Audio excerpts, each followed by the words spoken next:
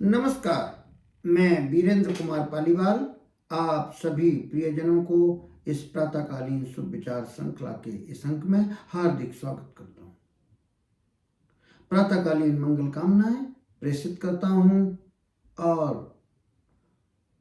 परम पिता परमात्मा से बहुत बहुत प्रार्थना करता हूँ कि आपका जीवन मंगलमय हो।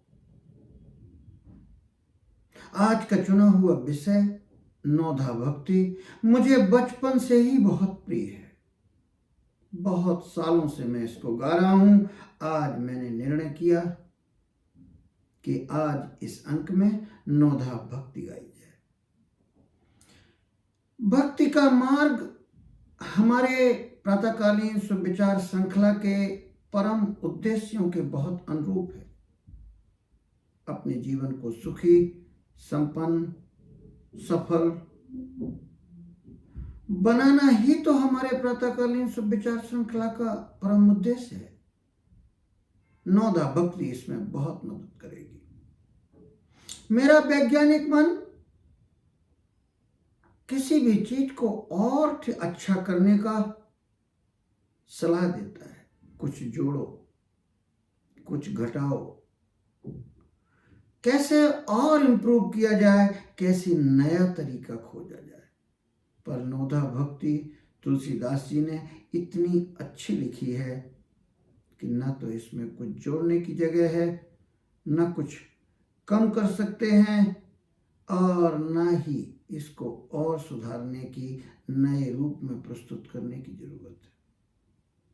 सेल्फ हेल्प की सैकड़ों पुस्तकें पढ़ने के बाद ये 9 भक्तियां यदि आप में आ जाएं तो जीवन सुखी, संपन्न, शांति से भर जाएगा। सफलता तो बाई प्रोडक्ट है, सफलता तो आएगी ही आएगी। आइए, कथा तो हम सभी को मालूम है। सबरी के कथा को दोबारा बताने की मैं आवश्यकता नहीं समझता हूं। सीधे हम नौधा भक्ति पर पहुंचते हैं। प्रथम भगति संतन कर संगा, दूसर रत्नम कथा प्रसंगा। गुरु पद पंकज सेवा, तीसरी भगति अमान। प्रभु पद पंकज सेवा, तीसरी भगति अमान। चौथी भगत मम गुण गने, करे कपट तजगा। मंत्र जाप मम दृढ़ विश्वासा, पंचम भजन सुवेद प्रकाशा। छठ दमशील विरति बहुकर्मा, निरत निरंतर सज्जन धर्म।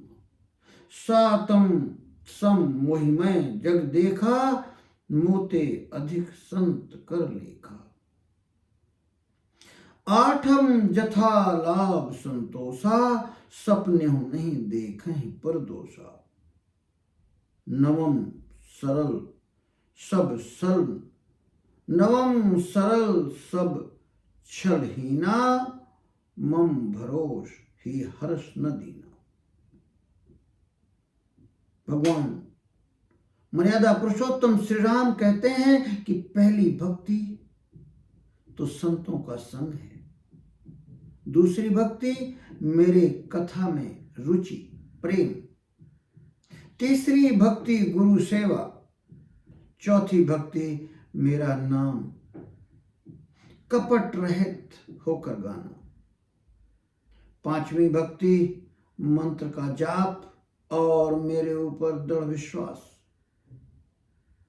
छठी भक्ति अहंकार से मुक्त, विनम्रता पूर्वक और बहुत सारे कामों से निवृत्ति, विरति बहुकर्मा। बहुत महत्वपूर्ण बात है, ये ध्यान रखने की जरूरत है। जो बहुत अधिक काम में लगे रहते हैं वो एक भक्ति कम कर रहे हैं। विरति बहुकर्मा, बहुत सारे कामों से निवृत्ति।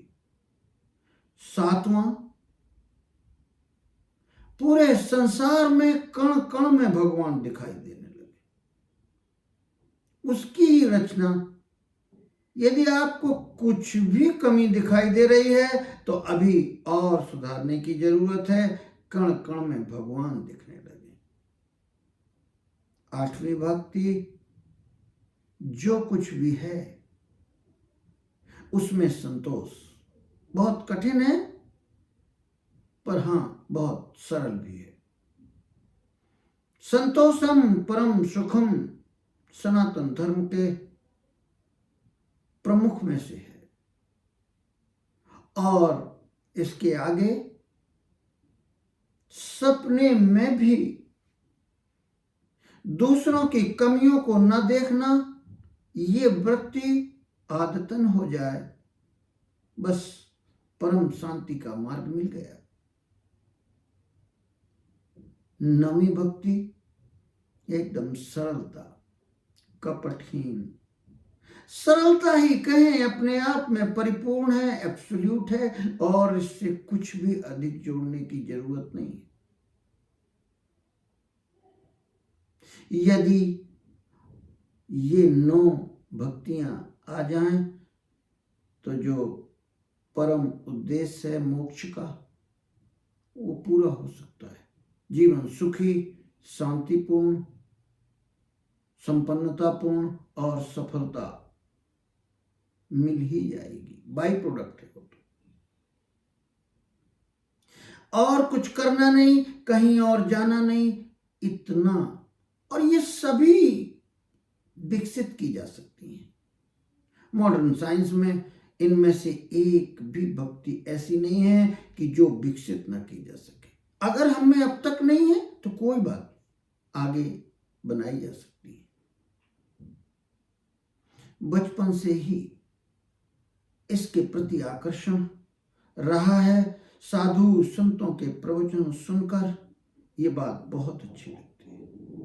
मुरारी बापू की 9दा भक्ति सुनकर तो ऐसा लगता है जैसे समय शून्य हो गया हो। उस वक्त चाहे जितनी देर ये भक्ति चले, उस समय का ज्ञान ही नहीं रहता। बहुत अच्छा लगता है।